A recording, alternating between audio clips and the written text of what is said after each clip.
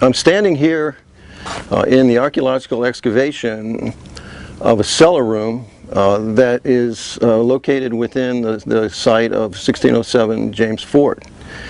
Here we recently discovered the mutilated skull and severed leg bone of an English teenage girl that was found lying among the discarded butchered horses, other animal bones, dogs. That indicates that this material was deposited from the starving time of 1609 to 1610. This discovery may confirm a number of 17th century references which describe the starving time and the desperation of the colonists, and that some of them resorted to living off of the people that died first.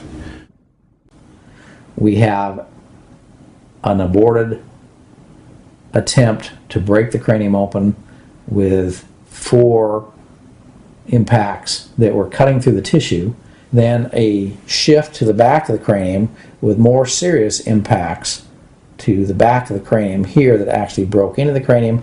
So the person is attempting to gain entry into the vault, presumably to remove the brain.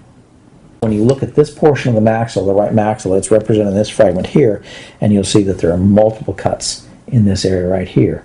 So this would be our third tool. We have some type of cleaver or hacking implement. We have some sort of pry bar that is used over here that has a rectangular edge, and now we've got a very fine knife, and that fine knife is leaving marks at specific locations. From my experience working with prehistoric skeletons, where I've seen post-mortem, meaning after death, processing of remains, this is absolutely consistent with what we see in cannibalism in those types of cases.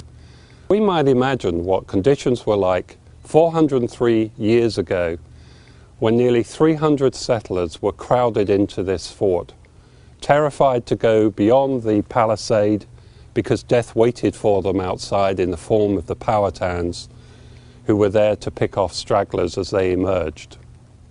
There was very little food left, no hope of provisions coming in from outside. It's a tragic story with the terrible conditions here at Jamestown during the starving time, and it's a story of perseverance and endurance, and that story lives on.